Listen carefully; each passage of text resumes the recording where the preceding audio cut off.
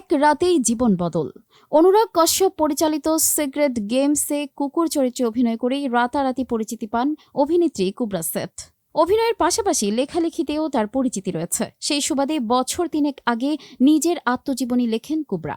সেখানে তিনি ভয়ঙ্কর অভিজ্ঞতার কথা জানান। লিখেন ৩০ বছর বয়সে গর্ভপাত করানো হয়েছিল তাকে। যদিও এই ঘটনা তাকে মানসিকভাবে শক্তিশালী করেছে। নিজের জীবনের কঠিন সিদ্ধান্ত একা নিতে পারার ক্ষমতা তৈরি করেছে। তাই এটা নিয়ে কোনো অনুতাপ নেই অভিনেত্রীর।